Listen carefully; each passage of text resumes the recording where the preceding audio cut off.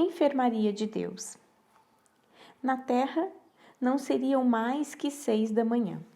Ansioso, eu esperava meu instrutor à porta do hospital, onde ele me mostraria o trabalho realizado pelos inúmeros tarefeiros da nossa colônia.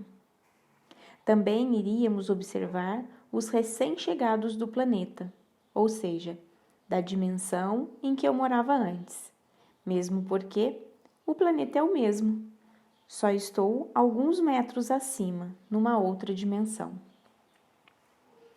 A recepção da instituição era decorada por belíssima pintura do nobre companheiro dos pobres, Dr. Bezerra de Menezes.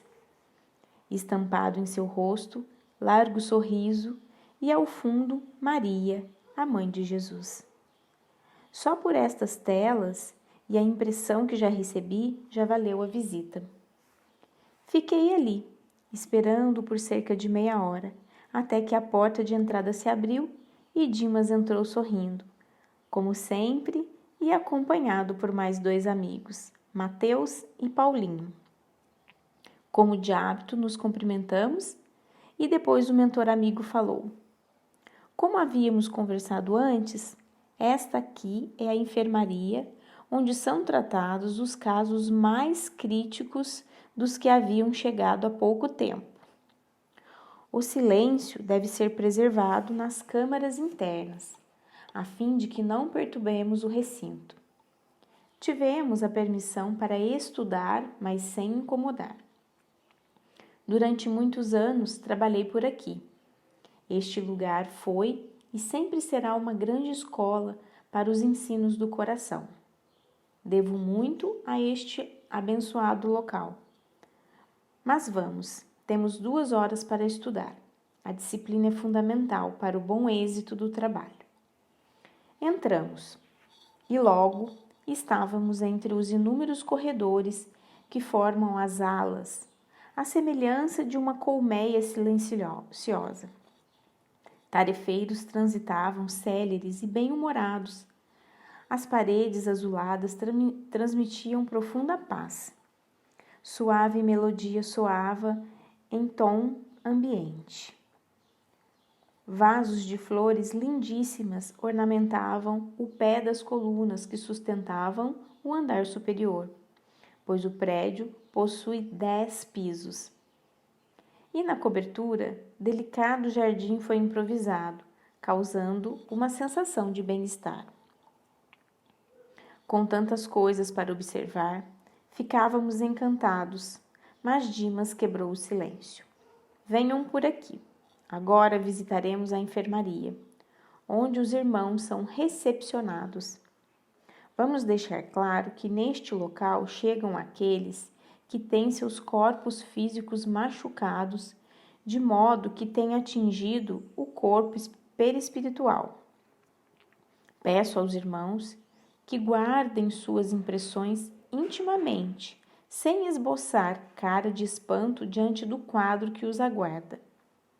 Temos de nos lembrar de que são nossos irmãos em Cristo. No quarto havia uma só cama, parecida com uma maca, e estendido sobre ela estava um jovem, que chegou ali há poucas horas. Era possível ver em seu rosto as marcas de sutura. Pontos estavam espalhados por todo o corpo. Ele estava anestesiado. Quando Dimas ergueu o lençol que o encobria, pudemos ver com clareza a precária condição em que ele se encontrava. O que aconteceu com ele? Perguntou Paulinho, rompendo o silêncio. Está morto? Sim, seu corpo material não funciona mais, respondeu o benfeitor.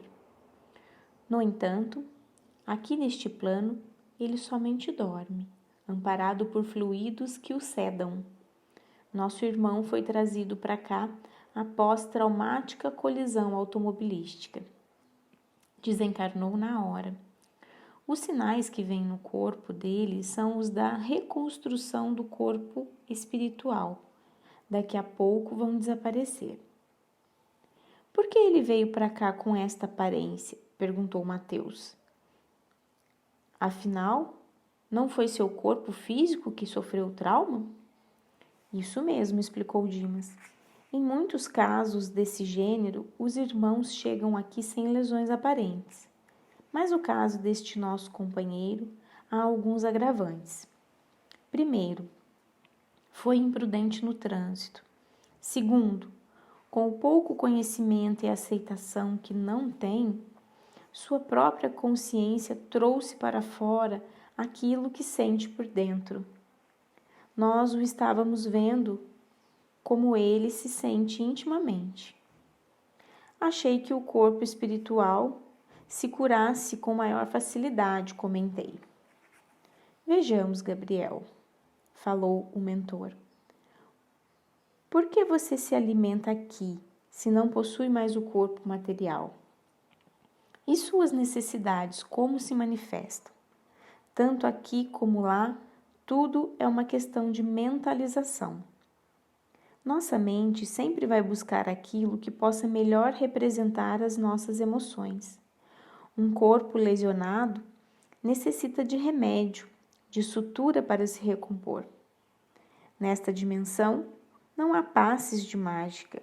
As coisas não acontecem assim, como muitos na Terra e daqui imaginam. Para que haja ordem, é necessário o equilíbrio, e para que o equilíbrio aconteça, obedece às leis que o mantêm em sintonia com o todo. É preciso recompor os corpos com sutura, juntar as partes onde houver grandes cortes e fraturas. Exímios trabalhadores exercitam técnicas que adiante beneficiarão nossa morada anterior. E até mesmo existem alguns médicos bem-intencionados em desdobramento, cumprindo grandes tarefas de amor ao próximo, exercendo por aqui tarefas grandiosas. Eles sentem dor? Perguntou Paulinho. Assim como nós, respondeu Dimas. As sensações estão gravadas no cérebro perispiritual. A armadura carnal é simples cópia desta nossa real aparência.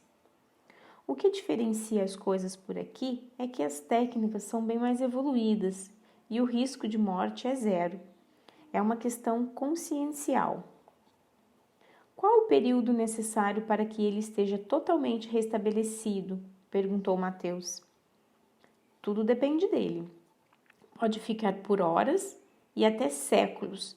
O que determinará seu soerguimento é sua vontade de reagir. Aqui, Mateus, tratamos os enfermos com vistas à cura real. Temos a certeza de que cuidamos de seres eternos, então nos associamos à aparência e aguardamos com fé.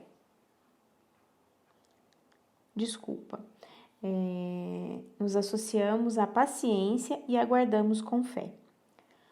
Ao contrário da Terra, onde muitas vezes nem o médico confia no seu auxílio prestado, tratando o enfermo agonizante como quem não encontrará alívio para seus males, senão na morte física, e deixando de dar amor e dignidade, até que a alma troque de estágio, vibrando em outras paragens da vida eterna. Onde sua consciência ou espírito está agora? Perguntou Paulinho. Aí mesmo, junto da veste secundária que o serve. Ele está no estado em que se encontra, perante a culpa que carrega. Automaticamente se implodiu. Mas com o auxílio magnético dos colaboradores do Senhor, despertará para a eternidade. A morte não existe senão para a matéria, em qualquer grau que ela esteja. A alma sempre será imortal.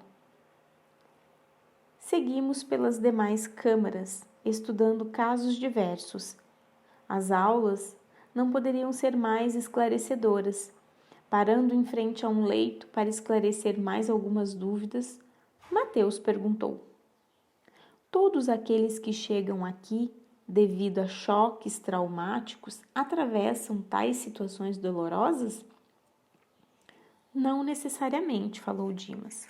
Somente transferimos conosco para cá aquilo que a nossa consciência registra como verdade. O que não estamos condicionados a ver, sentir ou pensar não vem conosco para cá. Muitos que desencarnam em catástrofes destruidoras, possuindo consciência, desperta e méritos, acordam neste plano como quem desperta toda manhã.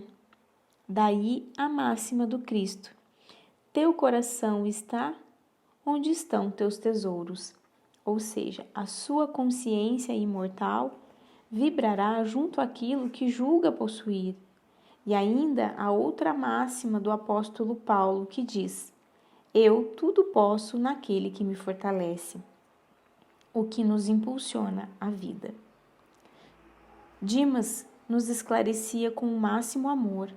As perguntas eram muitas, as lições de importância incalculável, mas a hora chegava ao fim e tínhamos outros compromissos. O mentor fechou a aula dizendo: não se prendam às formas aparentes ou à ilusão que os sentidos despreparados podem criar. Nossos irmãos aqui estão sob os cuidados de amigos amorosos e despertarão para a vida eterna. O que vale é ressaltar que somente o amor pode trazer a cura real em qualquer plano da vida. As palavras de amor e paz podem aliviar dores terríveis.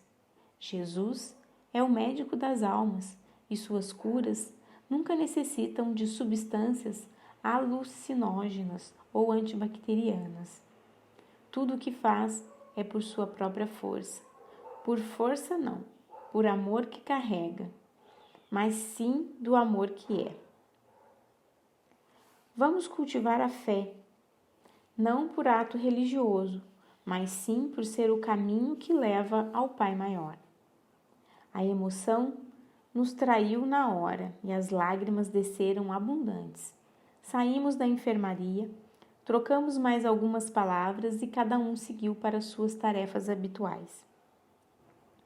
Eu fiquei refletindo naquilo tudo e concluí que a bondade de Deus nos trata com muita paciência, esperando que cada um evolua a seu tempo, com nossa rudimentar boa vontade.